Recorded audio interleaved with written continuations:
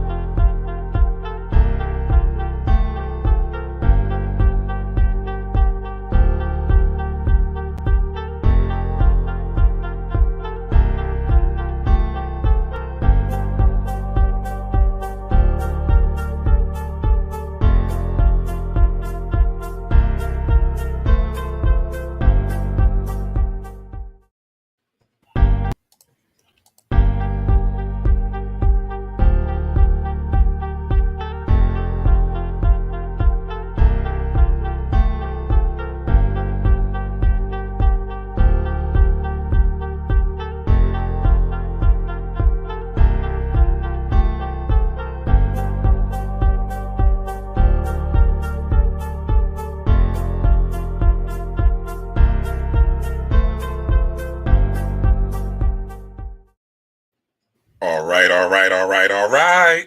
Peace, power, and prosperity, everybody. What's going on? Rob Blackstorm here. I have, as advertised, my two lovely, beautiful, wonderful, scientific, mathematic, astral present, astrology extraordinaires, at least in my book. Uh, Ladies, I don't want to say too much. Everybody knows who I am. I'm the Rob Blackstorm. I am here as your spiritual guide. Don't follow me, follow yourself. I'm just here to give you guidance. Mel, tell us who you are. Hey, what's up, everybody? I am Mel of Divine Feminine Works, astrologer, Reiki practitioner, intuitive reader, all the good stuff. Nice, nice. And Mel's been on the channel before. You guys may be familiar with her. And new to the channel, one of my esteemed guests, someone that I think my sister's actually in your class. She told me she was in your class. Miss Monique Ruffin, tell us who you are. Thank you so much. I'm happy to be here with you guys. I'm so very excited. So I am Monique Ruffin. I also go by the Moon Momma. I am an astrologer. I'm a life coach. Really, I fashion myself a healer of the feminine because I've healed myself. That's it. I'm a healer because I've healed myself. And I teach other women and people who want to heal their own feminine energy how to heal by using the phases of the moon and the retrogrades in astrology. Is an incredible tool that we can use in really practical ways. And that is what I have created. And that's what I teach people how to do. Nice, nice. I guess I'm going to present this to y'all. It doesn't matter who wants to go first. Let's ask the basic question, and then we'll go into a little bit of your personal histories. Why is astrology important? Now, why do we need to do it? Is we have books, we have YouTube. Why is it necessary that I have to have follow the moon or the sun cycles? What benefit is there really? Is it just hocus pocus? Is it just something people do? It's in the newspaper. Why is it important? Monique, you can go first. Okay, sure, I'll go first. What I didn't say in my first comment is that the the the group that I have committed, or the business that I have created, is called Follow the Sun, and I am the Moon Momma. And the thing about astrology is that it's all about you. It's not about anything else but you. It's all about your relationship to this universal system, your significance, how you can best move through it, what's going on in your life at any other time. And it, to me, is like, I was a Christian, I was raised a Christian, and Christianity to me was all about Jesus. And it harnessed our power that is for us for an external force. Astrology does this does that, but it's towards yourself. It makes you the center. It makes you the you are the star of the show. You are the sun. Like Jesus Christ was the sun. You are the sun in astrology. So that is why we need astrology because it points us to ourselves in the most primal and divine ways. I completely agree. I couldn't even say it any better. It's a tool for self-reflection. Like, I know for me, all of the things that have happened in my life, I can look to my natal chart, I can look to the transits, and it explains everything almost perfectly. It's like the perfect combination between you and the divine, and it brings you back to nature. So when you follow the sun, when you follow the cycles of the moon, you are in tune and you are aligned with the universe and with God. And when you realize that, astrology becomes not just a horoscope that you read or, a forecast that you look into. It becomes the essence of you. It becomes part of your daily practice. And like I said before, it's a tool for self-reflection and understanding yourself. And that's definitely how I use it. Excellent, excellent. So, I guess I should talk about, get into a little bit of both of you guys' personal histories. How did you guys get into astrology? What made you interested in studying astrology? What led you? I consider you guys superheroes of the astrological works. And usually for a superhero to become a superhero, interesting. Today is Sunday. I'm saying that the day of Heru, right? The day of Horus. But to become a superhero, there's usually some tragedy. Spider-Man getting bit by the spider and Uncle Ben dying. We continue going to Hulk getting hit with gamma rays, right? And so forth and so on. There's always some sort of tragedy that happens before a superhero becomes a superhero. So, again, whoever wants to go first, give me a little bit of history of what got you into astrology and got you to become a serious student, because you guys are serious students of astrology. What prompted that, and what could, and it might not have been anything negative, it might have been something positive, but what caused you guys to be, interested? You go first, Mel, this time. So in 2012, I started to have, I guess, what people would call a spiritual awakening, right? And it wasn't necessarily like brought on by any tragedy. Like the hard stuff came later.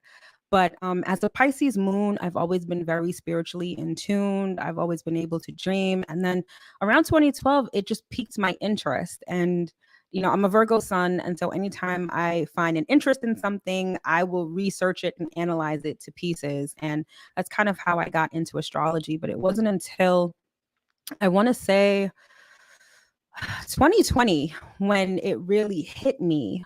And then when it really started to become more of just something I'm studying and more of just something that I'm implementing in my life. And I realized that it became, it started to become second knowledge to me. And I realized at that point that this is something that I have to share with everyone. And this is something that I have to help other people learn, because if it's doing so, much good in my life, I'm sure it can do really good in other people's lives as well. So, as a kid, it was something that, I kind of, you hear about it and, it's cool. But I would say 2012 was when I really started to get serious about it.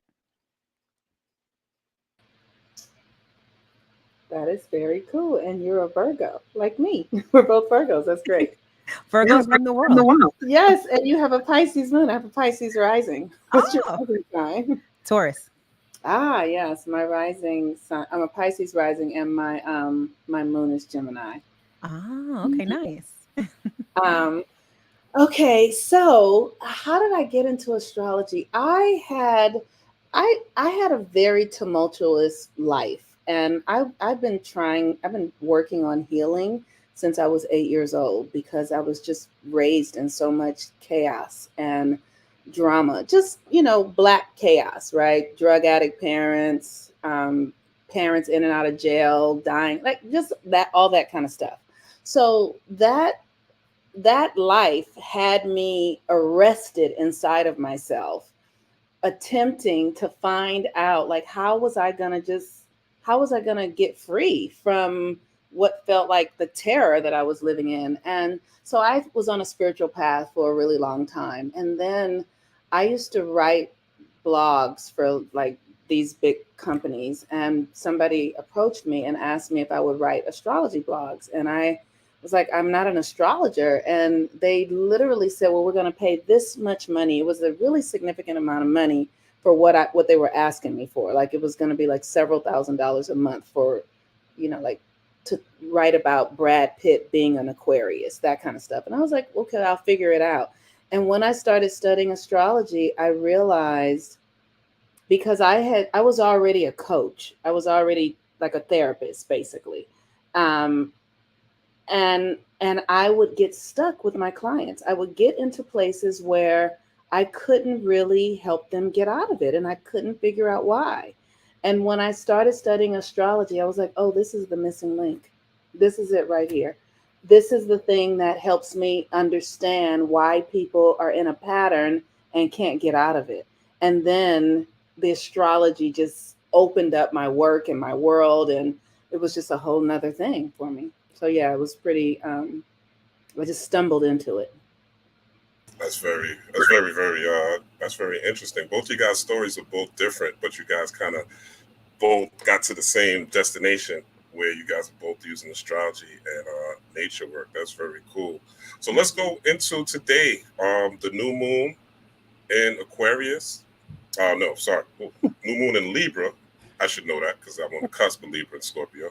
But the new moon in Libra today hit at 5:55 Eastern, I believe, when it peaked. So today is a very important time. Talk to us a little bit about the new moon, these influences, how we could use them, so forth and so on, and your perspective on what this looks like. You can go first this time. Oh gosh. Okay, great. So, I'm really excited about this new moon because Libra. I feel like the way the Western world has interpreted Libra is so cheap, and um, so like everyone and they're like, where's my love? Where's my partner? That's what everybody, and it's like Libra is not that at all to me, from my perspective, right? So Libra, in my way of looking at astrology, is where we come to the mirror, where we come to our relationship to the external world. And that includes people, but that includes trees and dogs, and it includes the earth that you're standing upon. So You mean it's not the time for me to just get a boo and that's it? I thought this was just the time for me to get a boo. Oh, I thought that's what I was supposed to be. I was supposed to be on them dating apps, hunting down women. I thought my wifey, wifey was coming this season. You telling me wifey's not coming? your wife, That's part of it. I'm your wife is coming. logging off. I'm logging off. Nah, go ahead. So the thing about it is that Libra is where you are out in the world, and the question is, what are you bringing rather than what are you getting? It's what are you bringing, because Libra is about partnership, and partnerships are about equal and equitable exchange, right?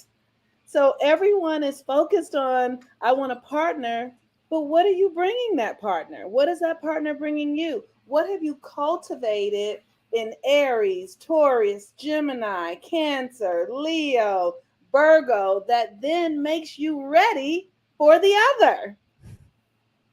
So to me, like once you there, that's kind of just it for me. It's like, okay, I can kind of sit still. I mean, and there's so many things that are a part of that, but really, this Libra new moon is for me asking, where are you? How are you aligned with yourself? How do you treat yourself? How do you take care of yourself?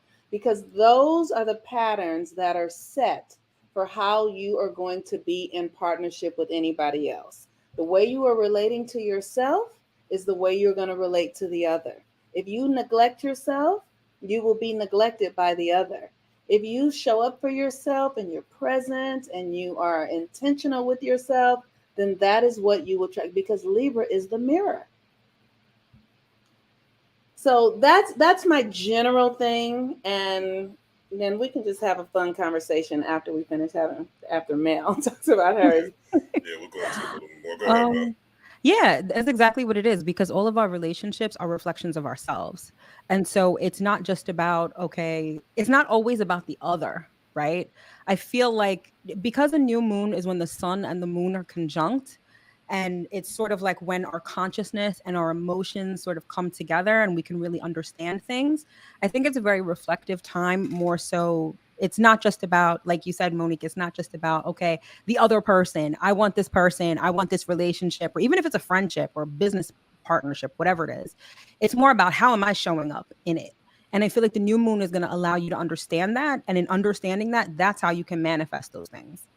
And then, I mean, this is moving ahead, but then the full moon in Aries that's coming up, that's when you're really going to see how you show up in relationships, because the sun and the moon are going to be opposite. And so at that time, you're going to be shown the imbalances. Maybe you're thinking of yourself too much and not of your partner, or vice versa. So the next 2 weeks, really, I'd say really all throughout Libra season, the theme is relationships, right? But like Monique said, it's not just about having a relationship. It's who you are in a relationship, what you bring to the relationship. But I love the energy of this new moon because, yeah, if you want to boo, yes, even if you want to bring your old thing back, I think this new moon is it. Like, this is what you could do with that, among other things, I'll say. Yeah, this Mercury retrograde, they've been popping about the woodwork. I can't, the X's and stuff like that. Yeah, I don't know if it's just okay. I see y'all nodding y'all head, so it's not just me. They popping up out of the woodwork, or you popping up out of the woodwork? No, I'm not popping up in nobody's out of no one's woodwork. Trust me, I'm not. I am not popping up. I have not made one call. The calls are coming in though, and I'm like, I think that's the funniest thing about Mercury retrograde. When I teach a Mercury retrograde class every Mercury retrograde, where I teach people to really go back internally and look at what's going on in your life. Look at what you created for the last 88 days. See where it needs to be readjusted. See where you could look in, since it's in Virgo, like where are you needing to shift your relationship with yourself? Where are you needing to shift your relationship with the other? And then I teach them how to do the rituals. And to me, it's just recoding the energy, because we are a computer system. That's what we are. And so when we understand that, just like our computer gets updates, we can update ourselves. But the funny thing to me is, one time when I was reaching out to an ex during Mercury retrograde, I was like, oh, now here I go. I'm the one looking back. I'm the one. And so I just find that to be really funny when we discover that we're the one trying to get back. At least I figured that out for myself. That was it for me. Gotcha. That makes a lot of sense. I can't say Mercury retrogrades that's going by. I haven't been the one reaching out, but yeah. You know what's interesting? This Mercury retrograde for myself, being that we were just in Virgo season, me and my mom kind of made peace. So I can't. That's the one person I did reach out to, and we got to a state of peace where we came to an understanding. And I think she just needed to see that I was different, from her raising 2 daughters.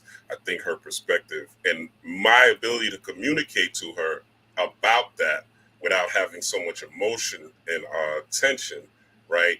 It was very smooth, this Mercury retrograde. So, and a lot of these things with these exes that were reaching out, I found that, I was able to kind of patch things up, so to speak, or they were patching things up with me, depending on who was in the wrong in the situations. So it was a very a lot of resolving, a lot of resolving issues.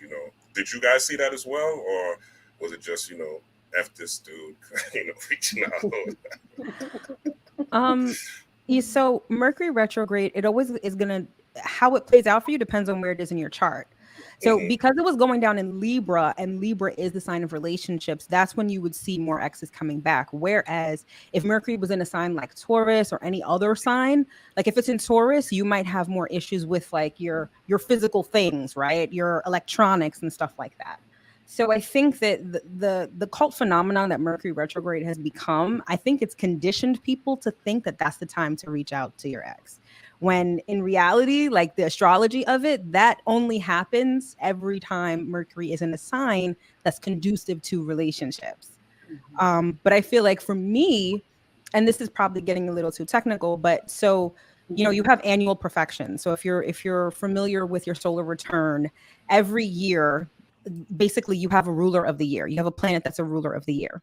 And so for me, my ruler of the year this year is Mercury. So the Mercury retrogrades in this year, right, have affected me a lot more than they usually do.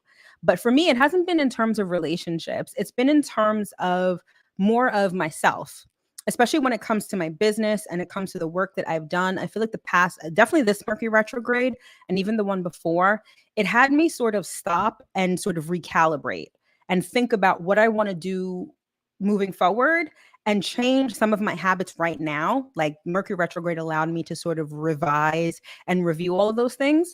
And then, you know, it allowed me to see where I need to tweak things in my life so that going forward, I could be more successful. So that, I mean, this Mercury retrograde was brutal for me though, because everything was breaking down. I had a lot of problems with my computer, my camera, my lives were stopping. Like it was crazy, but I did have some exes call, I'll say that. But I also attribute it to the fact that it was my birthday. Even though it was my birthday during a Mercury retrograde, I think it was the perfect opportunity and the perfect excuse for them to call. Like, hey, stranger, happy birthday. And then it's like, you know, 2 days later. So what you doing? Not you. When is your birthday? When is your birthday? September 13th. Oh, wow. You're Scorpio. Huh? You're Scorpio. No, I'm a Virgo. Wait, November? She said no, September. September. Oh, okay, my yeah, mistake, it just passed. What about you, Mo? Give us some real life Mercury retrograde stories. So my birthday is September 12th. So you and I are a day apart. So I love that.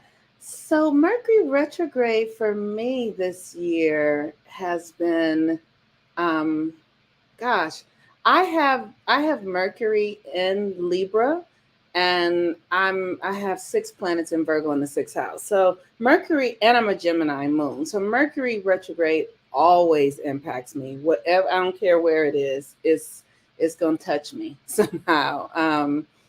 And my work this year has been about, like Mel, my relationship to myself.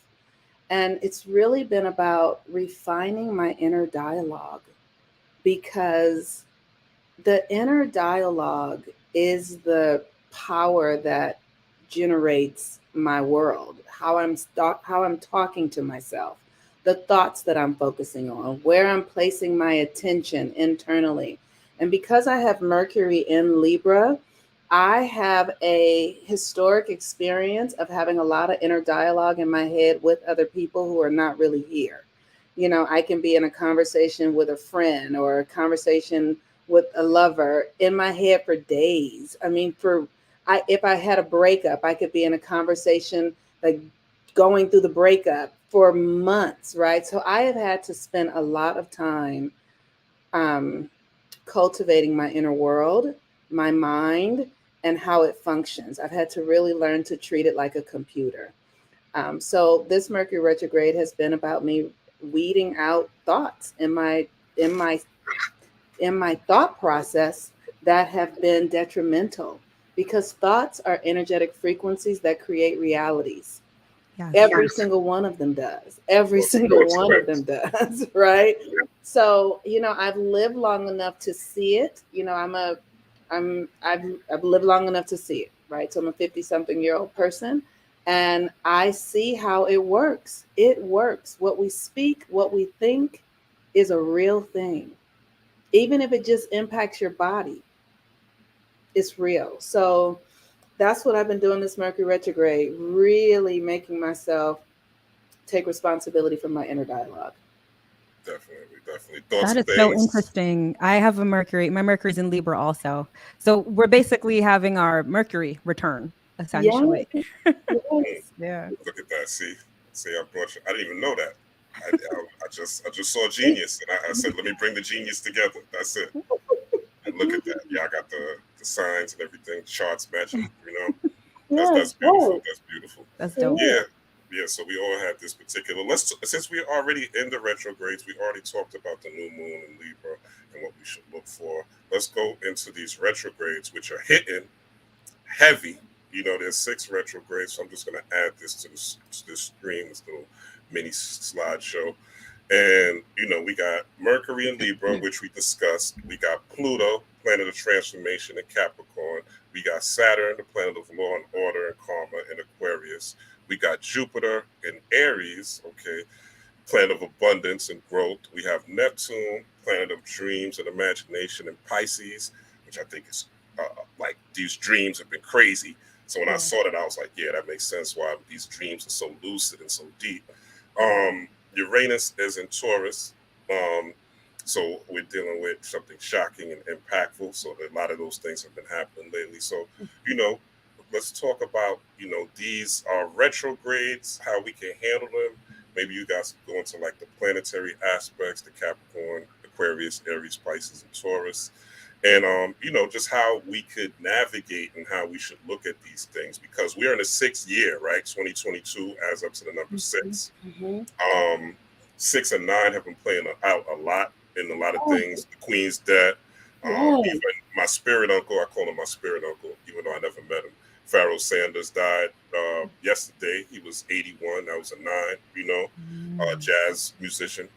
Did a lot of ritual work to Pharaoh Sanders. So salute to the guy. Rest in power to him as I'm speaking about him.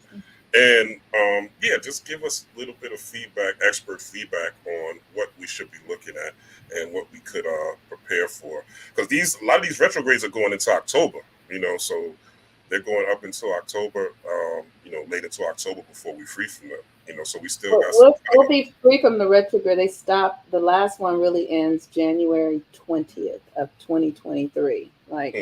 So flashbacks. Yes, because Mars hasn't even gone into retrograde yet. Mars goes it's about to on October 30th, and so we are in a retrograde. Whew, that's it. All right. I just wanted to. Well, give us some wisdom, some insight. What should we be doing? What should we be looking at? And when we going through these things, what we already covered Mercury and kind of what it really means, our relationships with ourselves and our reflections of other people. Well, I guess let's go into Pluto. What should we look at when we're looking at Pluto and Capricorn?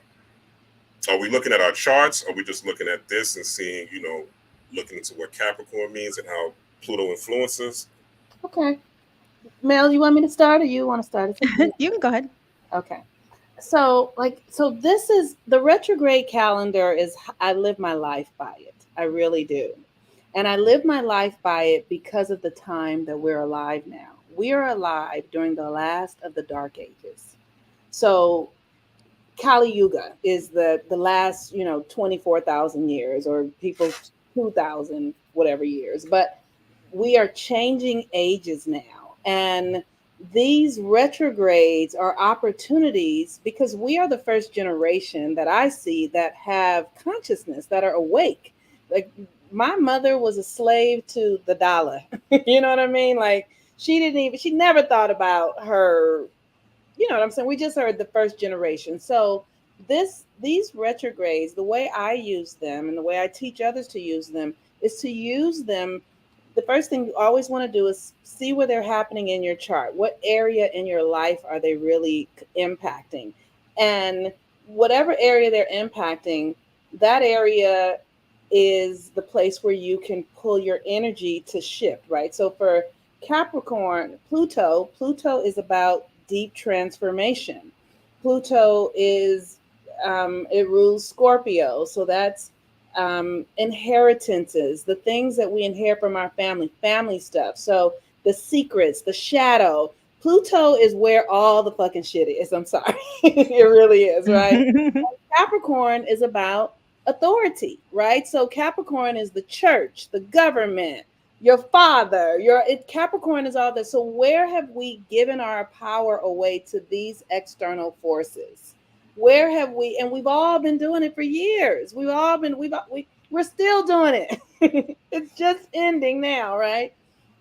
So during this time, my instruction is always to go look at where it is in your chart. And then I teach people, because it's Pluto, it's not going to move far. So we're going to take 3 themes and we're going to do the rituals and the practices for the 3 things that we choose. And we're going to do it for the entire time Pluto's in retrograde. So because these patterns are deeply rooted in our psyches and subconscious, these patterns are in our ancestry, right? So we're going to go in a very loving, compassionate way and do the deep work with ritual, with reflection, with community, and that sometimes that means plant medicines and all of the work for each planet to begin to transmute and heal those frequencies that have been rooted in us since before we got here.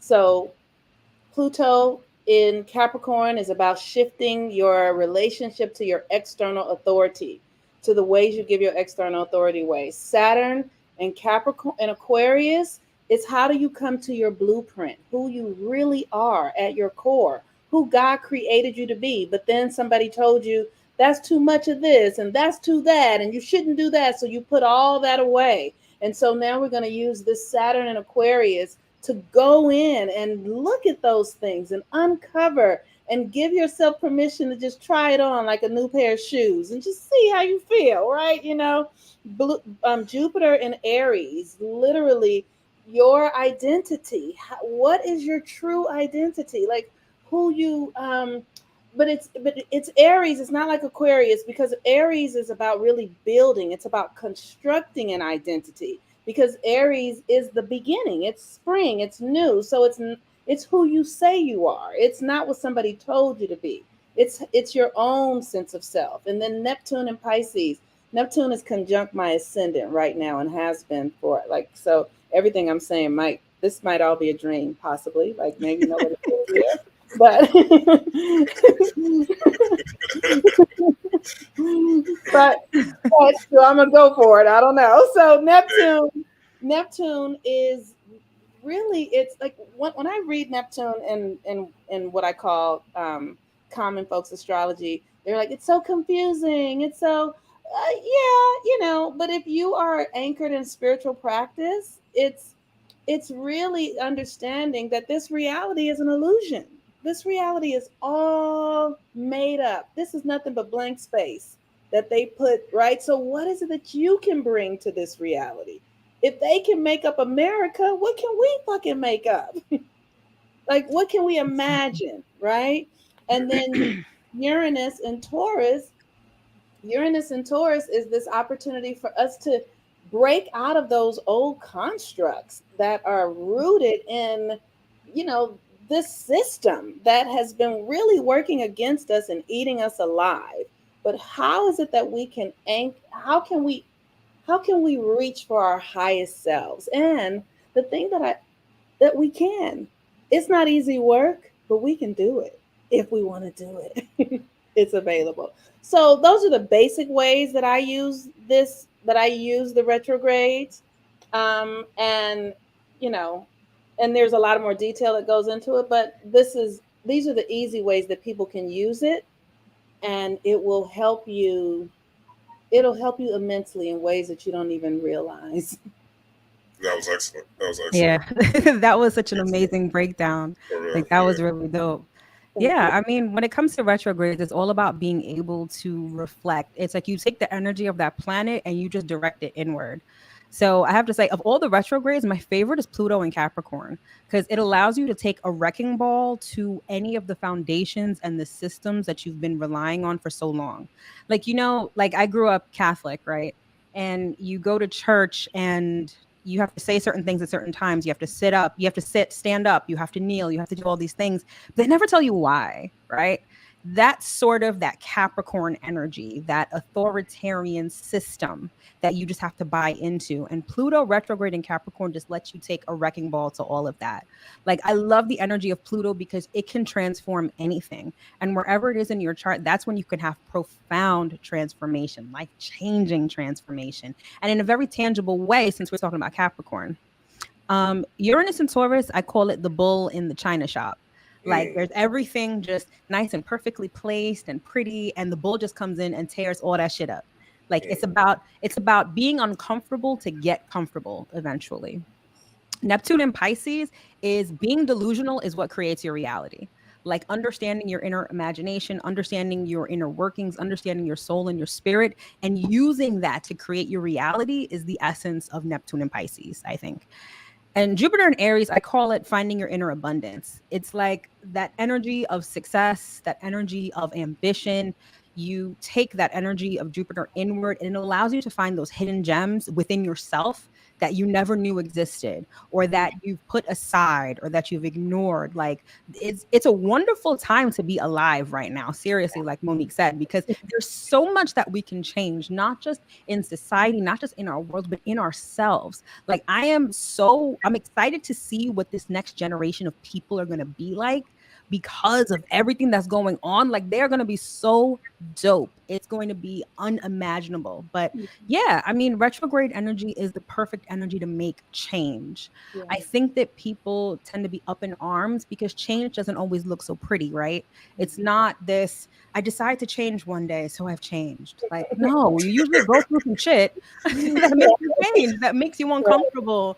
And retrograde does that. And I feel like if you're able to take the energy of retrograde, understand what it is, and use it to your advantage, it's really a really great time. Yes. Yeah, excellent, excellent, excellent, excellent, excellent, excellent, excellent. That's so good. I I'm know, honored. right? Thank This you. Yeah, is the best I mean, conversation in the world. Seriously, I am loving this so much. yeah, Yes. this is great insight even for myself. I find during this time it's like you said, it's just a great time to transform, implement new habits, especially if you're on the frequency. Like a lot of things you get, I know this is like a common word in spirituality, but literally you will get these downloads of what to do next and what move to move next and how to move if you are in tune with these forces and if you understand what's going on. And I was telling everybody yesterday in my live about, this is the great time to like stir up your kundalini energy, right? So you could manifest and be prepared for what's coming because, these retrogrades are not just happening willy-nilly. They're trying to prepare you not only for the outside world, but your inner world to prepare you for what may happen on the outside world. I've been preaching that the stock market crash is going to come. They're going to change the dollar to crypto, and people are going to go crazy. You're going to see a lot of new things occurring, especially with the eclipses coming up, which we'll get into shortly. But yeah, that was a great breakdown. Let's get into this next quick slide. So Jupiter, I thought this was interesting. That Jupiter, let's read this real quick. September 22 new moon is occurring as Jupiter nears its opposition or its closest point to Earth for the year. That will occur on Monday, September 26th, and will mark Jupiter's closest approach to Earth in 70 years. Now, 7 is the number of God and the number of completion. So with these retrogrades and with Jupiter coming this close to Earth, it's something that hasn't happened in 70 years. Talk about this, how this relates, and how we could tap in, maybe give us a little bit of jewels on what we could do to kind of maximize this tomorrow, even tonight, right? Because this is like a major thing. Jupiter being the planet of abundance and gifts and insight. Based on my understanding, I mean, when I saw this, I was blown away. I didn't know that was happening. That's really interesting. That's really interesting. I mean, so Jupiter's the largest planet of our solar system, so its energy is large, right? It expands everything. And it's known as the greater benefic, meaning that it's the most positive planet of all the planets, right? I think after the sun, obviously. But the fact that it's so close to Earth, I feel like that energy of abundance, that energy of good fortune, and all of that, I think that's going to be, it's like it's going to be here for us. It's almost like you have to just reach out and grab it, right? Like that's sort of what that sounds like to me. And the fact that we're in a new moon cycle, it means that I feel like this new moon is very like fortuitous. Like it's going to be extremely positive. Like if you're not doing anything to take advantage of this energy, I feel like you're kind of missing out. And again, it's not just about, getting a new boo or whatever. It's about starting something new, being able to relate to people on a new level. And I think that it has the possibility of really being a very positive experience. I think this may give many of our relationships like a wash in positivity. So I wouldn't be surprised if you see a lot of people being more self-reflective, if you see a lot of people sort of examining how they're showing up in relationships, or even people just being maybe even nicer, right? Like when it comes to relationships. So I think that this can only really have a really positive effect on what's going on right now. Momma, what you see? What's your spirit telling you? Well, First of all, thank you for this, Rob, because like I said, I didn't know. And thank I you for sent saying this to y'all this morning, but I know. Okay. Like, you know what? I think you did. You're right. You did. Okay. So, all right. You did. But thank you. There's so many things going on astrologically. Like, that's why I love astrology because you cannot know it all. Like, that, Yeah. I need that kind of newness in my life. But I will say that I have been seeing Jupiter in the sky at night. And literally, the other night I looked up, I was like, you are a fucking giant. Like I said that. The star is so bright in the sky. It's like, it's amazing. So one of the things that I like to with Jupiter, I like to work with the archetypes, right? And Jupiter is Tahuti or Thoth. You know, it's that higher consciousness energy. And so for me, I will work with the crystal. The crystal that I use is lapis lazuli. Yeah, I use lapis for Jupiter.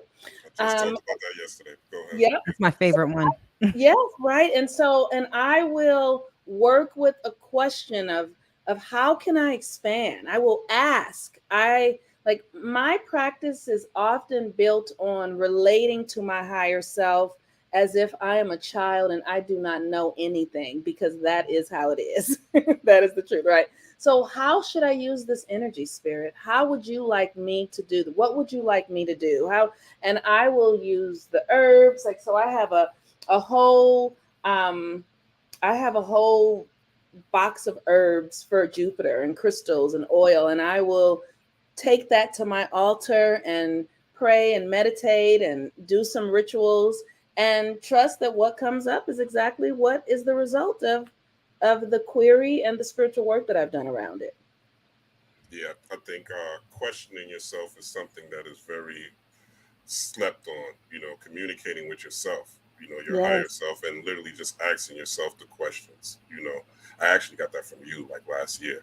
Mm-hmm. And you were talking about it in one of your live videos, and that's very profound. I'm even done that with like illnesses and pains in my body and things, and just literally commanding it like, all right, we're going to heal. Like, yo, Yes. we're not going to take this. We're not going to take this medicine.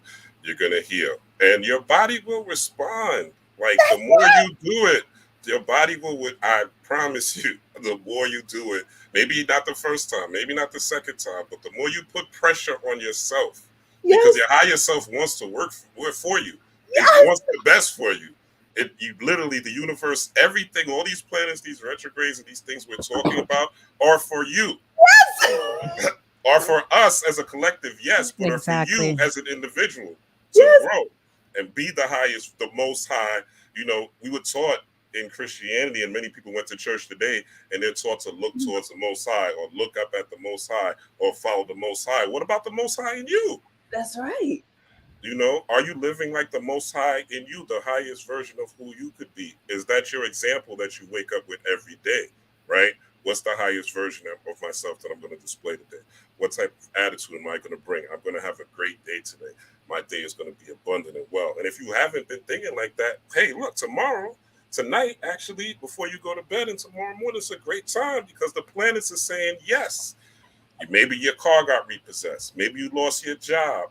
Maybe you're going through domestic issues. Maybe you got kicked out. Your girl kicked you out. Your man kicked you out. You might be homeless. Now is the time to project that future and cultivate that feeling with those thoughts. Yes. Yes. Thoughts are things, That's words are right. worlds, and feelings are forms. So you got to Yeah. put all three things in conjunction, the real holy trinity, the gut, which is those Yes. feelings, the Yes. heart, which is those emotions, right? Yes. And the brain, which is those thoughts. Come So on, once you Black put Rob. all I know, right? Come on, Rob. You're preaching tonight. I love Yes. it. Yes. um listen, so we going, so this is the time really for now. Like, I'm big on, those who follow me know, I'm big on like no excuses. I'm not a doom and gloomer. I'm big on like, yo, like, why can't it be done? Why can't we build things on our own? Why are we always worried about what the white man is doing? A lot of people think because they know or have an idea of what the white man is doing next that they're deep. But what's really deep is, what are you doing next? What are you creating next? You don't like the Woman King? All right. There's phones, there's iPhones, there's cameras on Amazon. There's land. There's places you can shoot, right? You, everybody's spending money on Gucci, Louis, this, and that. There's money people could collaborate with. I don't want to hear that black people are broke. I don't believe you. I don't believe that black people are in poverty. I see your $200, $400 Prada shoes. You ain't broke. You're just misguided. Right? You're not tapped into your real Jupiter energy, so you can take advantage of the abundance that you really have within yourself, because you don't see it in yourself. You know? And that's the thing. People don't realize that we are the gift. Everybody in the world knows how profitable we are, but us. Seriously. I was looking at Rolling Loud real quick, not to interrupt you, but to interject. I was looking at Rolling Loud. It's a hip hop concert here in New York, but they go all across America. And I was just looking, and I'm like, yo, most of the people in the front are white people, you know? And it's been like that when I was going to hip hop concerts in the 90s, you know, in the early 2Gs. Like, it's all white people in the front. And this is not, you know, it's not necessarily a race thing, but we naturally are people that are the ones that we lead naturally. They follow us even in our worst, even in our most ratchet, even in our most degenerate. Yes. We still are calling ourselves niggas and talking about selling the biggest piles of dope and bricks. We still are being followed and cheered on, and young white dudes from the summers like, yeah, sell those bricks. You know what I'm saying? Ship that dope. You know what I'm saying? Shoot that nigga. They gonna follow us no matter what. No matter what. So imagine if we present a different way of life, you know, and a different way of being to the world, how much it would change. So this Jupiter energy, right, is something we really want to take advantage of. That is out here because it's here for us. Most people don't know that this gift is going to be here. Again, it hasn't been here for 70 years, so it's going to last for at least 3 to 5 days, if I'm not mistaken, right, Mo? Right, Mel? It's going to last for a little. So next week will be a great week to start your meditation if you haven't. Start your visualizations if you haven't. Start your script writing. Write down what you want to manifest, your goals and your dreams that go on. We got the eclipse season coming up next. Actually, I don't want to skip things. So I think we covered this, ladies, unless y'all got any.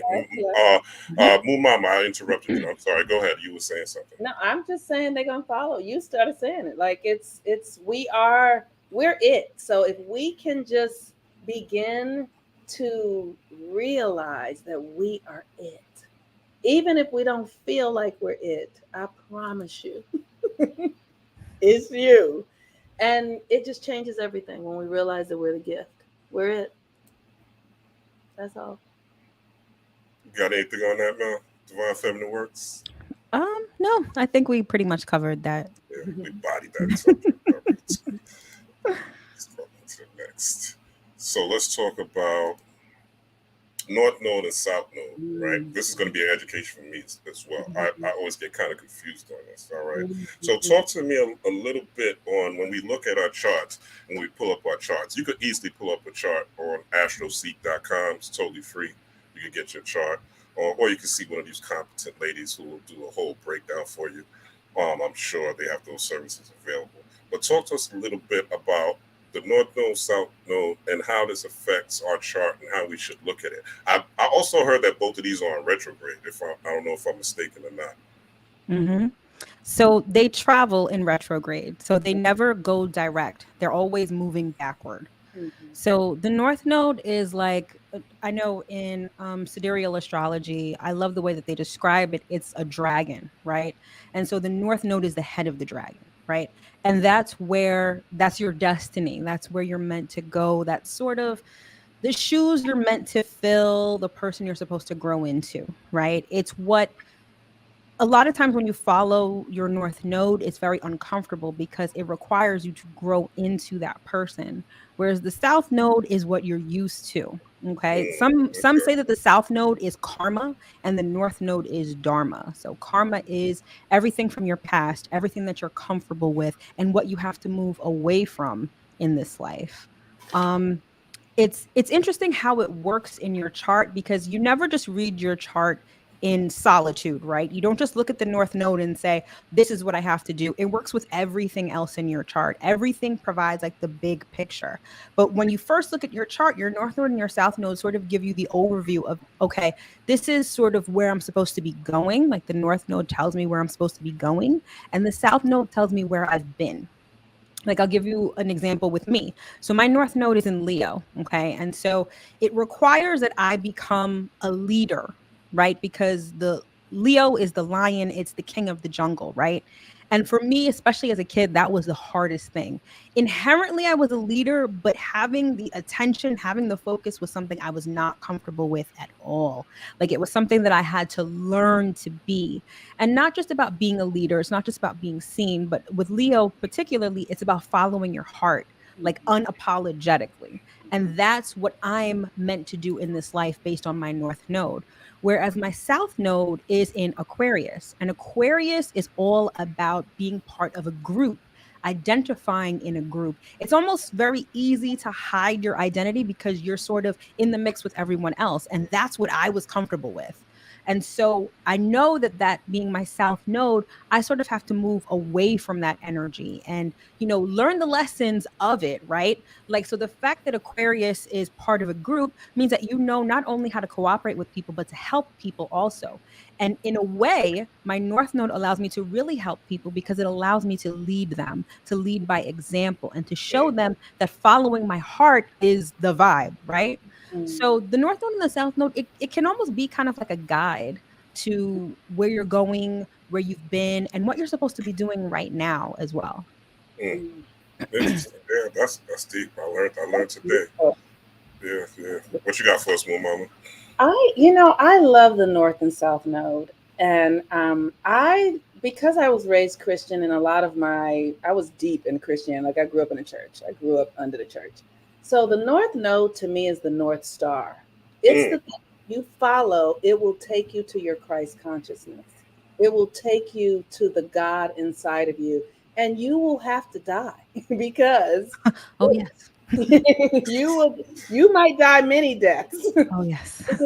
Right. And so that North Node is there to drive you to your highest consciousness. It is the rising of the Kundalini. Like you were saying, it's the dragon, right? And that dragon, the dragon in the bottom of your spine, that when you determine to fulfill that North Node, it will begin to rise through your spine and bring you into Christ consciousness. We have these stories of Jesus and they're like fairy tales, but that's a real story about you. So that's how I look at the North Node. Like it's your North Star. Or I look at it also like the AP class of being a human being. Like these are, if you want to really get some extra credit. It's an AP class of being a human. That's fine.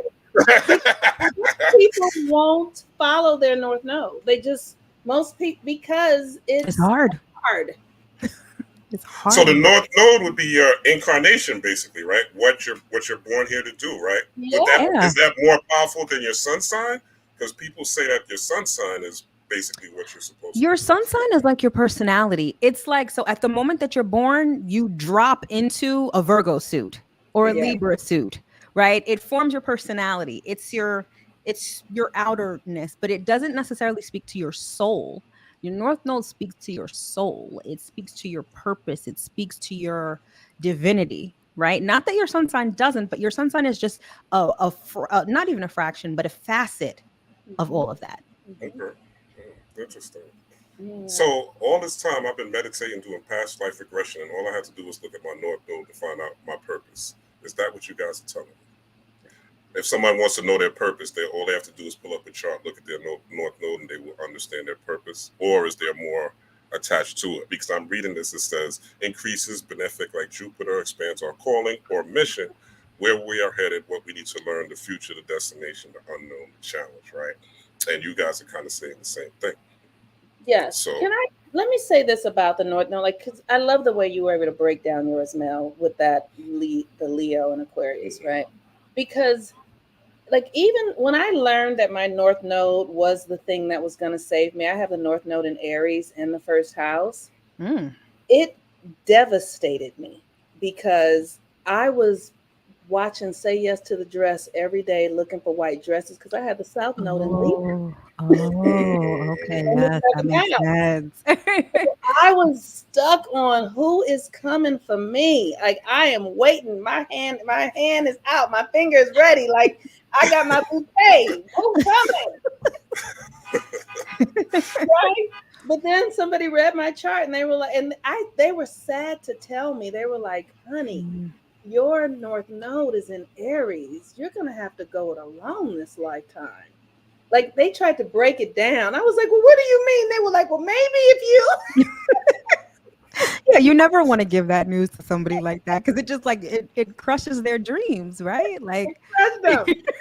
yeah. So the North Node it's hard, Rob. Like the way you're saying it is like if I just look at it, when you look at it, it's going to crack your neck. I want you to know it's the thing you don't want to do. It's the thing you don't believe you can do. It's the thing you think you're gonna die if you do it. Like it's Oh, my North Node's in Scorpio, so trust me, I Oh, understand. I dying, understand. dying is kind of your thing. Yeah, my North Node's in Scorpio. Yeah, dying is my thing. Yeah. I've Well, suffered many things. you're a disruptor, essentially. Like you are here to disrupt shit and put a wrecking ball to shit. And I can understand that probably feels very uncomfortable, especially if you're up against a brick wall, right? If you're up against a lot of resistance from people who don't want to change or who think that what you're talking is crazy, right? But you are here to disrupt things. And both of my parents are very conservative. Like conservative. Like my father listens to Republican talk radio, and my mother has furniture. We're both like, oh. Yeah, so exactly. Oh, okay. So I've been fighting all my life, for real, just to be me, be me. So that's why I said me having this resolution with her, it was very cathartic, because it was like a healing, and I felt like she saw me, for me being me, which she didn't see these last 50, 60 years. So and it's something necessary that I needed, and I didn't even think I needed it, but it's something that was needed for me. So yeah. I definitely get that. But yeah, I've definitely been in the South Node for quite some time, running from this path, so to speak, or running from this gift, or running from, what I'm supposed to do as far as uncovering these mysteries. So yeah. So yeah, and it would take Uranus in Taurus to come, and the South Node in Taurus to come for you to be able to break out of it. Yeah. You see, that's all perfect, right? That's all. And you're about to have an eclipse. Yes. By your North Node. Ooh, honey. Ooh. It's about to get real. Oh man. Yeah, I'm scared. No, I'll say I remember when I had the North Node was in Leo. I had my nodal return. It must have been 2017. And then there was an eclipse on my North Node.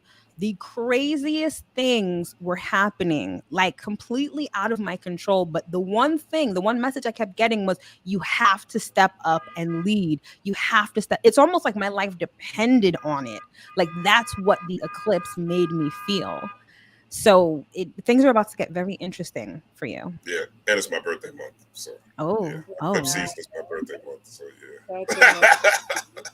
Just set some really good intentions. Like just set some intentions. One of the things that I love about this time, my dream, and like I told you guys, I have Neptune on my ascendant right now, but I really feel like as melanated people, we can start doing magic now for real. Like we can start doing things that we never imagined we could do. And one of the most profound things about my life now is I used to go to work every day. I used to drive. I used to, I used to go to the post office, and like my world was really externalized. But now, because of technology, everything I do is from my phone, right? So all that energy that I used to use thinking about how I'm gonna do this or what is my boss, all that energy is now, I can do whatever I want with it. And we are all transforming like this, right? And what we're transforming as a species. And so it's important for us to push the envelope, right? So, like, Rob, stretch yourself. What you want? What what would scare you to manifest? Go into your profound fear and call yourself out. Definitely. I appreciate that. Thank you for the mini reading, you guys. I appreciate it. I'll carry that into my eclipse. Y'all got me nervous now. But I'm gonna make it through. No, don't be nervous. Like, the Lord is on my side. My ancestors got my back. They do. Exactly. Always. And isn't your next topic the eclipses? I know that was something else you had wanted to talk about, right? There we go. Boom. Like, Yep, you're right. eclipses You on it, man. are amazing. And I think that people are either very scared of them or underestimate their power. And what I love the most about eclipses is that it's almost like the universe is going to force you to do what you need to do. Like, and it's almost crystal clear, the message that the universe sends you during eclipses. And it's effortless energy. So like when you have a solar eclipse that happens at the new moon, it's like a new moon on steroids, right? If you want to manifest something, and you'll have some people who say you shouldn't do anything during eclipses because the energy is too erratic. But if you are in the mindset of manifesting, an eclipse, a solar eclipse is perfect for that. Meanwhile, with a lunar eclipse that happens at the full moon, it's all about releasing and banishing, right? And so if depending on where the eclipse happens in your chart and in your life, if you need to get rid of something, if you need to get rid of a bad habit, like, the universe will literally make you do it. And of course, eclipses are not necessarily comfortable, right? But growth is never comfortable. So eclipses really have the power to change your life. And I think that people overlook that a lot. And in the eclipses are now going down in Taurus and Scorpio, right? So earlier in the year, we had the solar eclipse in Taurus, and we had the lunar eclipse in Scorpio. And so now in the fall, we're going to have the solar eclipse in Scorpio and the lunar eclipse in Taurus. And this is all about everything that we value. I mean, that's one of the topics, right? Because Scorpio and Taurus, they cover like money and assets and debt and things like that, right? But it's also about like the superficial versus the deep, right? Whereas Taurus is more superficial, and I don't mean superficial in a bad way, right? I mean our everyday lives, the things that we can touch, the things that we do on a regular basis, the work that we do. Whereas Scorpio is our inner being, it's the ugliness inside, it's our whole inner world. And the fact that we've been experiencing eclipses along this axis, it's like our inner world is changing and our outer world is changing. Everything about us right now is changing. For sure. And it's so, the energy is so potent. And depending on where it's going down in your chart, you will see probably some radical changes in your life. Definitely. Yeah. A lot of people are going through it, even the people that I'm doing readings for and stuff like that. There's a lot of things that's happening, a lot of changes. It's not on the internet. The gender wars on the internet. All the other foolishness is on the internet. The violence and the drilling. But yeah, people are really going through it. And people that are not tapped into this knowledge, they're definitely at a deficit, I believe, especially during these times. And they're going to be plunging into a lot of chaos. So be careful with who you're around, and who you are associated with. Because, it's volatile for a lot of them, I believe. What you got for us, Momma? I don't really have that much more that I can add. Mel really, she locked it up pretty good. If I was gonna add anything, I would just say, because the energy is so high, that it's important for us to practice ritual all the time, because there's so much chaos now, and it's important for us to be devoted to ourselves. And these events, like Mel was saying, it's so, the energy is so volatile. If we're doing our work in earnest, right? Like in like, I love myself more than I love anything else, and I'm devoted to myself. I love myself more than I love the idea of this or that. Like, if we're really devoted to ourselves, the universe shows up and supports us do the things that we think is really hard. And that's all I want to say. Like, so it's just important to be devoted to yourself. I appreciate that. That was beautiful. That was so much your Aries North Node at work right there. I love it. Thank you. Yes. All right, all right, all right. Somebody has a question about this. Bertie asks how to know if you are in either node. How to know if you are in either node. So I think you're not in one or the other. They're just both present in your life, right? Like, so your south node is what you're used to, and you'll see it, you see the glyph right there on the screen. You'll see that in your natal chart. And that's again what you're comfortable with, what you're used to, all of that kind of stuff. And then you have the north node that is where you're sort of headed, but at any point in time both of those energies are available to you. It's really just up to you what you lean more toward, right? So at any time I feel like your south node is what you fall back on by default. So whenever you're challenged, whenever you're met with something new, you sort of default to your south node because that's what you're comfortable with, that's what you already know. You don't That's your comfort necessarily zone, right? Your south yeah. node would be your comfort zone. Mm-hmm. You don't necessarily yet, you may have an idea of your north node, but the feeling of it may not be familiar yet. And so you have to sort of strive to make that familiar to you. But at any point in time, you can tap into either of those, right? But your north node is really where you're meant to go, if that makes sense. Yeah, and tomorrow's a good day, right? With Jupiter being, since this is just related to Jupiter, since it's an increasing, it's a good time to tap into that. And to look at your chart and see what that is, right? And see where you could be polishing your flaws. I know that's what I'm going to be doing tonight. Going to be looking at it and seeing where, like you guys are saying, facing my demons, so to speak.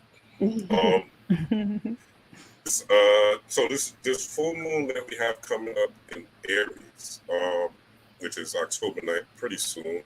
Yeah. Talk to me about these correspondence, like head, teeth, tooth, arteries. You have the new moon, kidney, urinary bladder, vein, skin. Are these things just things we need to kind of mind, or are they affecting the body parts, or is that just extra that they put on the top of the cake, so to speak? I'll go. Well, at this full moon in Aries, I think it's going to be conjunct Chiron. It is. Chiron's retrograde too, right?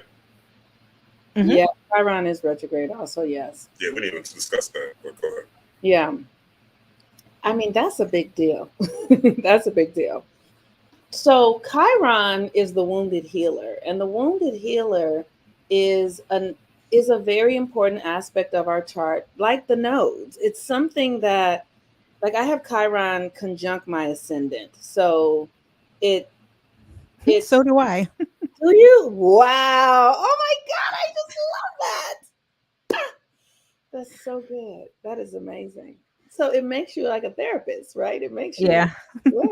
You can see everything. You can see all the problems, right? Yep. And how to fix them. Exactly. That's that Virgo energy also, trying to make order out of chaos, right? Yes, exactly.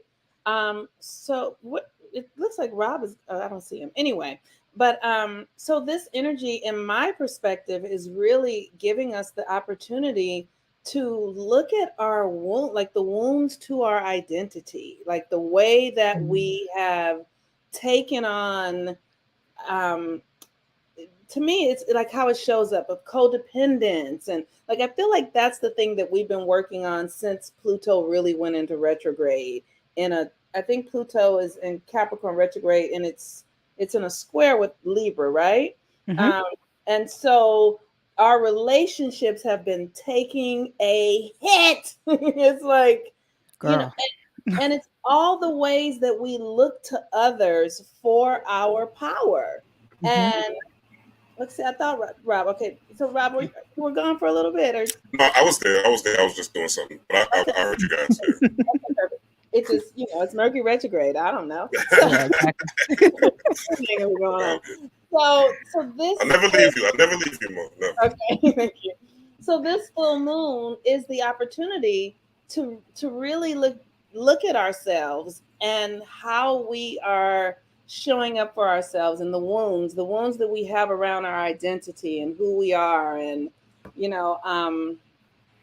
And so that's what I have right now, because I haven't really looked at it yet, but that's it. Okay, great. No, that's definitely the essence of it. That Chiron conjunction is going to be very especially with the full moon, right? Like full moons already tend to be pretty emotional, and then when you add Chiron onto it, it's going to be emotional. It's going to be emotionally triggering, but it's going to be so enlightening in terms of yourself. Like there's a lot that you're going to be able to learn about yourself that you can bring to your relationships, because there's still going to be, because the sun is still going to be in Libra and the moon is going to be in Aries, that's that dichotomy of relationships still. But it's, whereas the new moon, I feel like this new moon tonight, I feel like if it can focus, or it can have us focus more on relationships in general. I feel like the full moon is going to have us focus on how we show up in relationships and who we are and how we identify, and what that identify means to us, and how we bring it to others, and how others reflect it back to us. So it's going to be a very enlightening time, pretty emotionally triggering, but I think it's going to be good. Interesting. So we gotta let the gender war go now, or it'll be too late, right? By the time we hit Scorpio season, you're just gonna be mad as hell in Scorpio season, and madder. That's when it goes, when it happens, when these eclipses happen. That's basically what it looks like. I'm telling you, because we got the solar eclipse in Scorpio, right? Then I know this Scorpio and Taurus, they're opposite to each other. Yeah. They're in opposition. So we got the lunar eclipse in November. So eclipse season is going to be very intense. This new moon is going to be very intense, being that it's in Libra. With that, should we look for Jupiter? Going back to this for people, should we look to Jupiter in our chart, as well as the Libra aspect, being that the new moon's in Libra tonight? I always think it's good to look to see, because astrology is a like, it's a system and everything is connected, right? So if you look to Jupiter in your chart, then you can know how Jupiter really relates to you and through you. But then look to where Aries is in your chart, right? So wherever Aries is in your chart is where the energy is really coming in. And I just, like I said, if people stay in ritual and stay in intention on a daily basis, you can, for lack of a better word, get ahead of the stuff. But it's just the way we used to go to church on Sundays, y'all. We used to go to church on Sunday. We used to go to church on Wednesday. We used to take the blood of Jesus every month, right? Just keep doing your rituals. Just make them about you and not I love about that. Mm-hmm. I like that. So big ritual, man.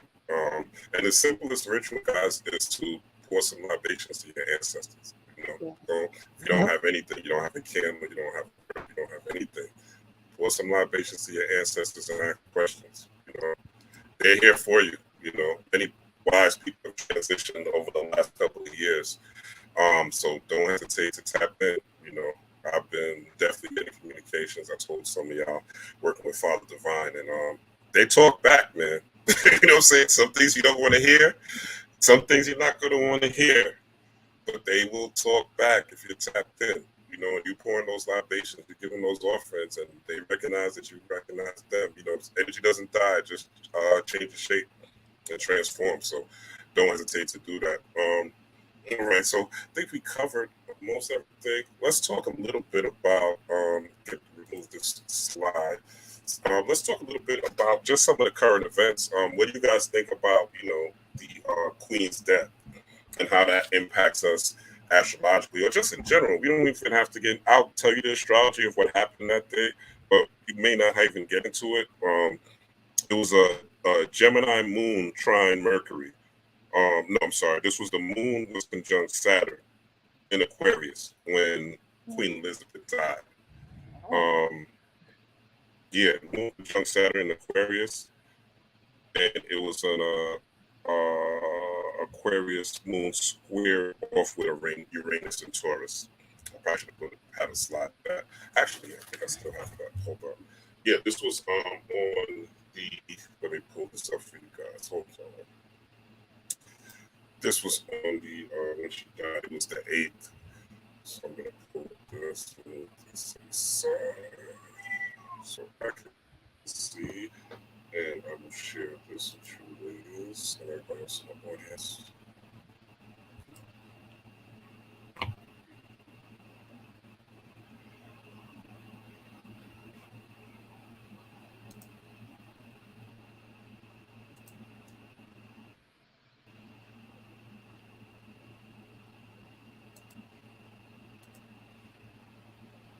So this was what happened on the 8th.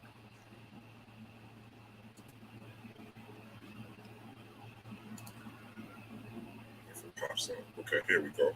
So this is the 8th. This is when the queen, quote unquote, died. The moon was square Uranus. Aquarius moon squared off with Uranus and Taurus. Pre-dawn hours, right? And the moon was conjunct Saturn and the moon void because there was I believe, a new or full moon around that time as well. What do you guys think? Any insight or just, F the heck? So typically the moon represents the feminine energy, so that speaks to that. The moon, so Aquarius is ruled by Saturn. And with Saturn in Aquarius, square Uranus and Taurus, I feel like that directly speaks to the old guard sort of in conflict with the new guard, right? That I feel like Uranus and Taurus would be representative of King Charles now, right? Like the need to break free from tradition, and she would represent that Saturn in Aquarius with the moon right there, of that tried and true, that institution that has remained the way that it has for so long. And with those two in a square, a square is all about tension and frustration. I think that could have been the straw that broke the camel's back, right? And I guess it's almost like you're in a fight, right? You have the Uranus and Taurus on one end, and you have the moon, Aquarius, and Saturn in the other. And I think on the day that she died, Uranus and Taurus won out, basically. It's time to change the guard. It's time to, like I said before, it's that bull in the china shop, right? It's here to disrupt things. And honestly, from what I'm hearing, like just even in the last year, right, you've heard of a lot of the Commonwealth countries declaring their own independence. And I think that we're going to see a lot, especially in the Caribbean, I think we're going to see a lot of those Commonwealth countries breaking free once Charles becomes king. Like now that he's king, I feel like the monarch is going to lose a lot of its tooth. It's going to lose a lot of its muscle. And I don't necessarily think it's because of him in particular. I think it's just the astrology and it's the time, right? So It's time. yeah, I think that's kind of what I see with that. I like it. I agree with you on the astrological piece. It's but how do I feel about it? I'm just really grateful. Like I have been doing rituals for years to really move the energy out of this system. Like, what do I want to say? I spend lots of time praying for people to die. I'm going to just say it like that. I do. You out here hexing. The moon mama is hexing and flexing. Shout out to you. Praying for the systems to fall. It's Sekhmet. It's not it's Sekhmet. It literally is love. Like these people want to die. They do. They don't want to be in power. They don't want what they have had for years. It's strangling them. They want to live. They do. And so I pray for the death of the system. I pray that we rise and wake up to who we really are, that we don't need external power anymore. I do rituals on a regular basis for these systems to end. I am not fucking around, okay? Like, I don't want my child to grow up in a world where people are attempting to make it unsafe for Black people or any people for that matter. So that's what I'm here for. I'm here for these bitches dying and coming back as somebody. Yeah, bro. That's what I'm talking about. That fire. That's what I'm going to hear. Yeah. That's what I'm here for. Yeah. I love it. Yeah, I don't know. the Moon Mama, when she does her lives on Instagram, I definitely encourage you guys to follow her on YouTube and follow her lives on Instagram. I mean, there's some days where she's just on it and she's just going off, and I love it because it's all true. It's just fiery, segmenty, truth, you know. Yes. All right, so I think we covered that. I definitely think with the Queen's Dead, just to chime in, I think it's just it shows, like you guys are saying, it's showing that it's over. I did a live piece on that to just show that old way of thinking. They don't even like Charles over there. They're not feeling him. They don't want him to be king. There's hashtags on Twitter. They really don't like him. He's rude. They've shown him doing some rude things on TV, so they got him on video. And it's really the time for that type of looking up, again, that most high theme, right? Looking up at someone or thinking someone else is going to come save you, or thinking someone else is higher, or these people are kings, or these people are, queens, and we're supposed to look up to them as grander than us. Those times are over. Those times are over. It's time for us to take the throne. It's time for us to power the kingdom. It's time for us to reflect our light and shine it as with our creations and creating a new dynasty. That's what it is. So yeah, I think we did our thing with that. Put our foot in that one. Let's go into the Woman King, right? I know you said you walked out, Mel. So I kind of want to not. Oh no, I didn't see it. Walked out of the Woman King. I walked out. It was no, not you. Yeah, the Moon Mama. She walked out. Really? Yeah, why'd you walk out? Why? It dropped to 16. Let's go. Actually, let's go into go into that first, and then we'll go into because I want to hear the story myself. Okay. So there's the South Node moving through Scorpio is bringing a lot of information to the world that we didn't know.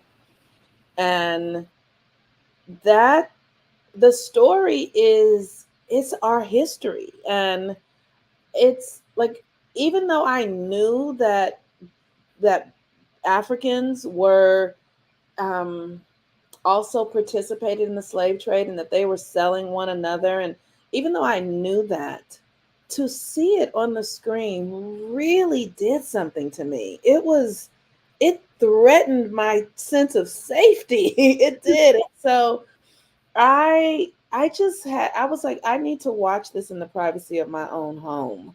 So I can be with what I'm seeing and experiencing, and take some deep breaths and go get some water and smoke a joint. And and I need that, because this film is laying out the early stages of what we're doing here.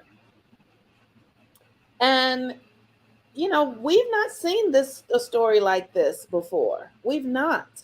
And I need privacy to do it. I do. So I had to walk out. I was like, they can have my $12. I will. Oh, so it wasn't because of the film itself or like the subject matter of the film, right? It's like you kind of just need to be in your own environment so you can process it. Right. So I can cry. Too much energy. Yeah, so I can cry, so I can wail, so I can, whoo, because it's a lot. It's a lot. It's an emotional. It's an emotional movie. I would definitely say that it's an emotional movie. Yeah, they were definitely there were definitely women crying when I was there.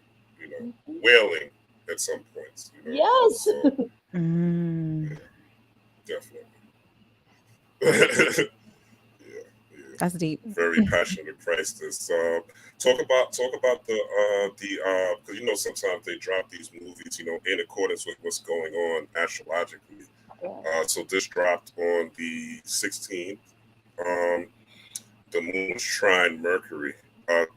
Said the Gemini moon's trine Mercury in Libra. All right.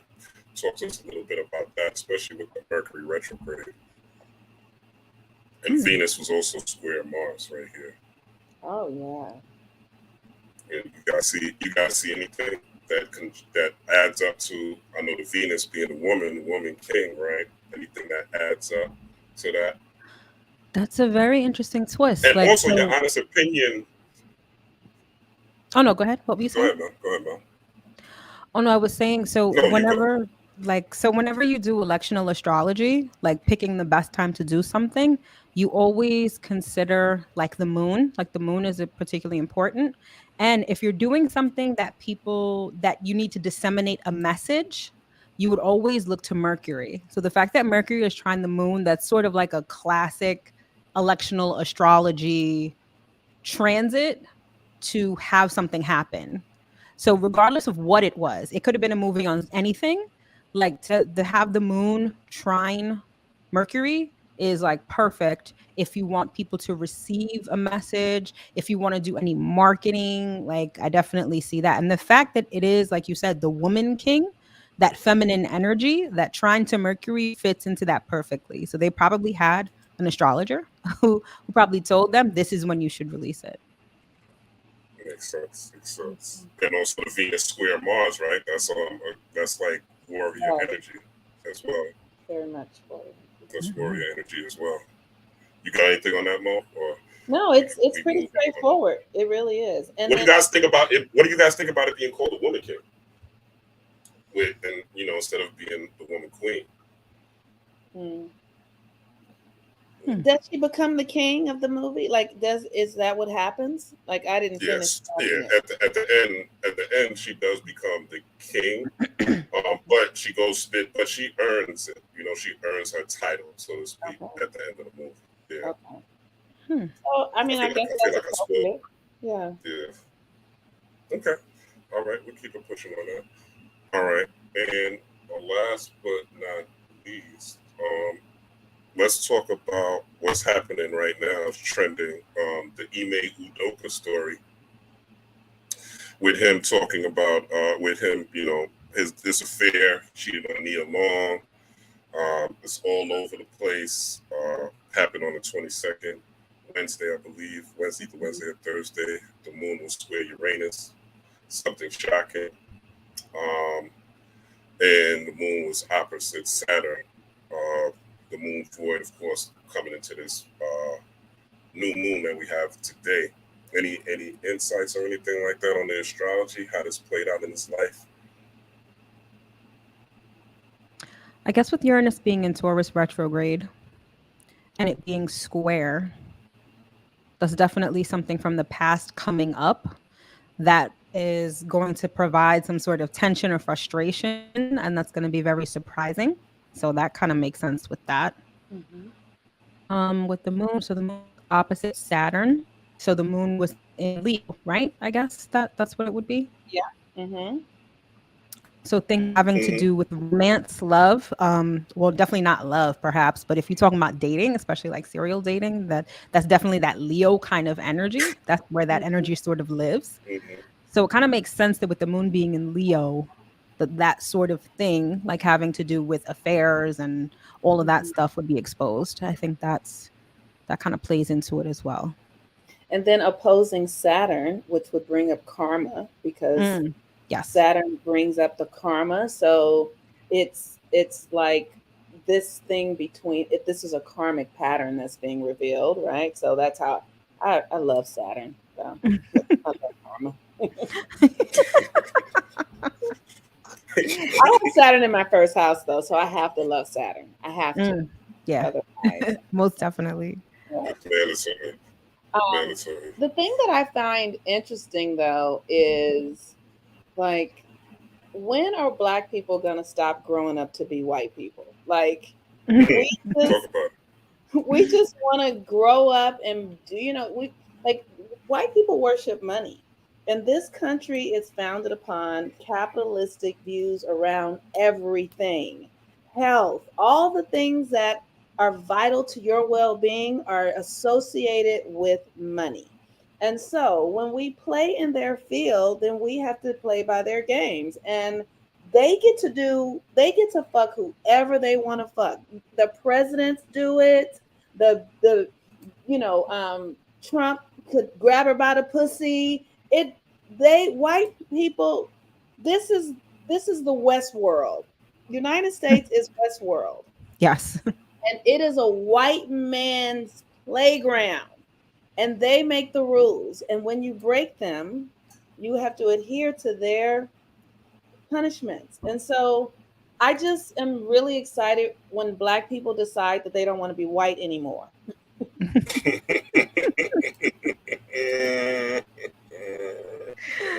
I love it. I love it. I love that. I love that. When they stop, we're gonna get free. But we don't. We don't Yeah, want instead of us following us, we following them. in that Yeah. way, right? For Yeah. the money, though, it's because of money. Yeah, even the clothing, like it's the Gucci, Louis, Prada. That's masses clothes. That's still the plantation Yes. mentality. You're still wearing masses clothes. Literally, That's right. it's just an expensive form. But yeah, That's right. you're saying, yeah, I'm close to the massa. I'm wearing Gucci, Louis, Prada, and all these expensive things. Not that there's anything wrong, because I got a couple pieces here, but that shouldn't be right now. It's like that's the push. When you get these things, you'll be happy.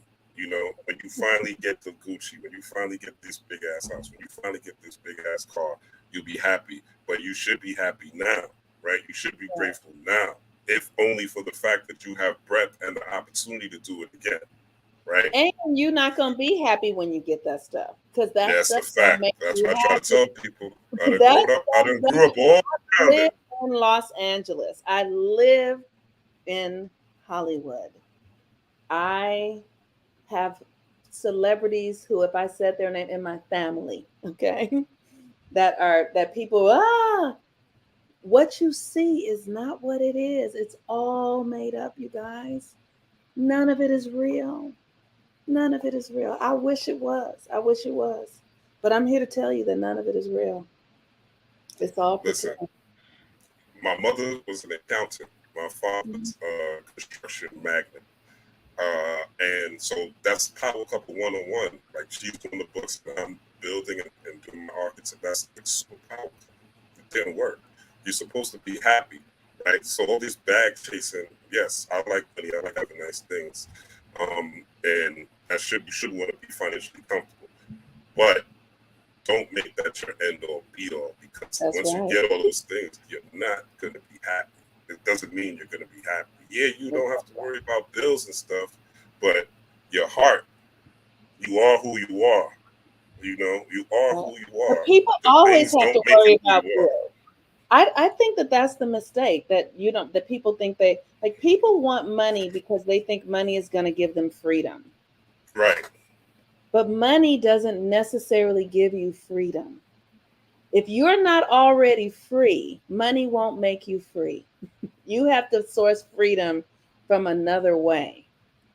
And that's the big thing. So people have money and they're still hustling and trying to make the bag because they're a slave to the external world.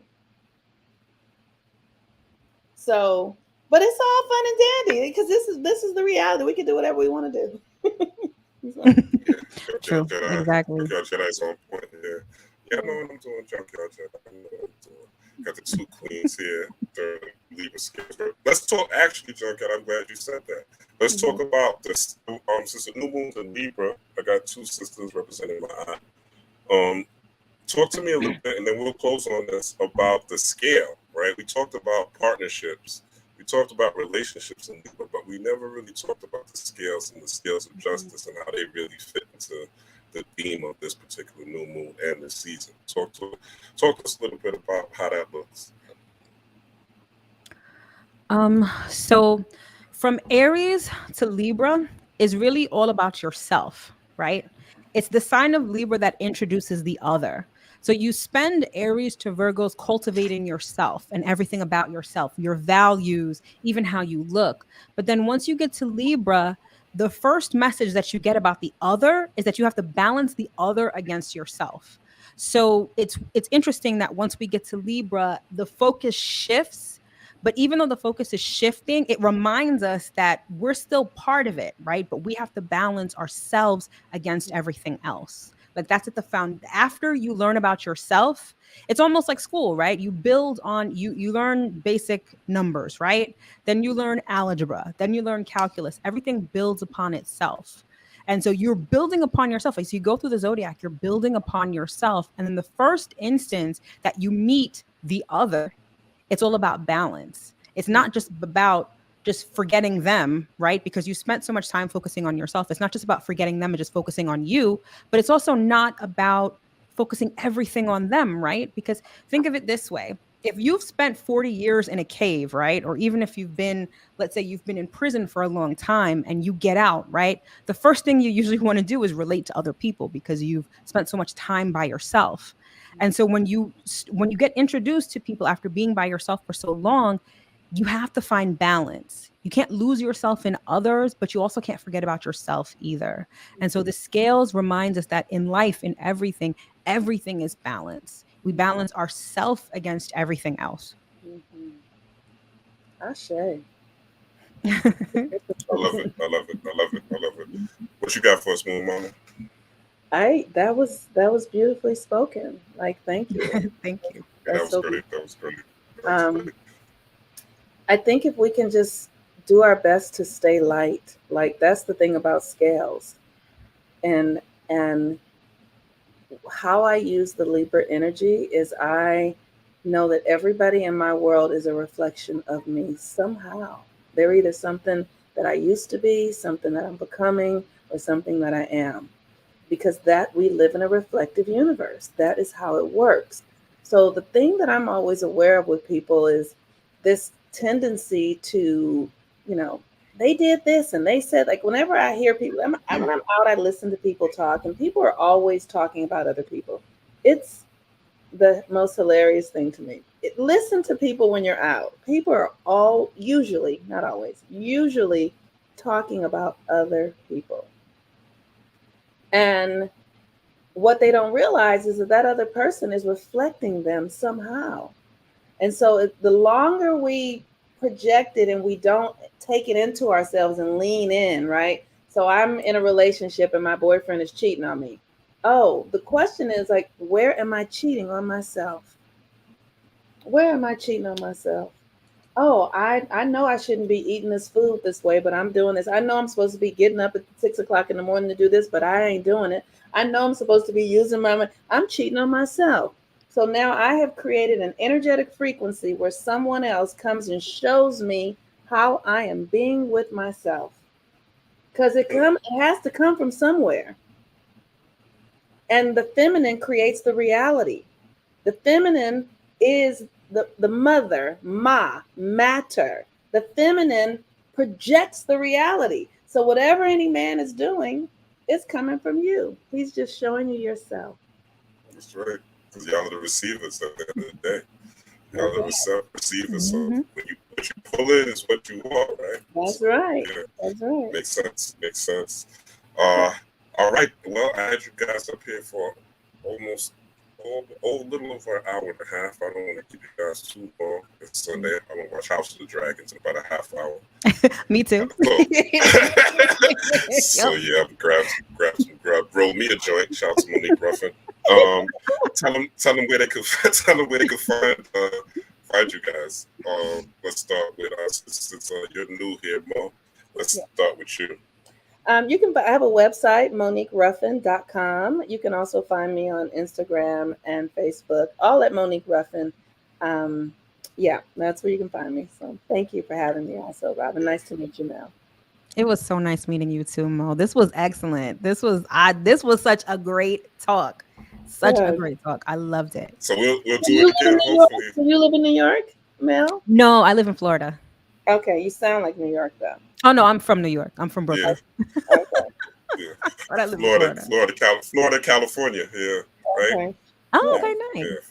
Yeah. Florida, California. I'm in New York. Yeah. So we covering the coast right here. Yeah. Now tell them where they can find you. Even though you've been here, there's a lot of new subscribers.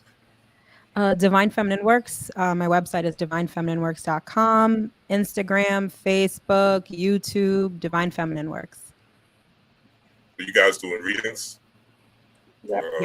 Chart readings, stuff like that. Okay. So see the sisters for your chart readings, things like that. If you want to do any personal readings, you can see me. Oh, and I have to tell you, Mel, I don't know if you remember, but you told me Divine Feminine Works back in May. He was like, it's the ideal time to drop your book. And I became an author of my book called Magic Mastery. which is now on Amazon, so you could cop that. Yes. Yeah, so Oh, I didn't know how it was going to happen. I had a bunch of loose articles together, and I spoke to my homie Sute Dula. She was on the channel. And I was like, yo, you got articles, I got articles. Let's come together and come with a book. So it's a great book for beginners. Coming into the occult space, the magical space, getting in tune with your ancestors, learning how to do different rituals. You can get it right now on Amazon, Occult Magic Mastery, the key to manifestation, miracles, and a free mind. If you want a reading, you can always hit me up on IG or via email. My stuff is on my channel. Reach out to me. It's been a pleasure. Hopefully I can get you guys together again. And Mo, hopefully I can have you back on a one-on-one, just like I did with Mel. We'll do a one-on-one. But yes, Libra season. I want to have both of you guys here, have that type of mind balance, as Junkyard Jedi was saying. So that's why I wanted to start off that way. And yeah, with that said, peace, power, and prosperity. Rob Blackstorm, we are out. Have a great night and do your rituals. Tap in tonight. Remember, Jupiter is the closest it's been in 70 years. All right? The closest it's been to 70 years. So the next rule stands for nature. So nature has its own spiritual energy if you tap into it. Do not rely only on thine own understanding, right? Use nature to your advantage. Make sure your thoughts are positive. Make sure your intentions are positive. Make sure your perspective is positive. Whatever is happening now in your life does not have to be your reality. You create the reality you want to see, first and foremost, here and here. And then that reality will start to manifest the more you generate energy towards it. All right? That's it. Said again, peace, power, prosperity. Rob Blackstorm, Moon Momma, Divine Feminine Works. We are out. thank you. Bye.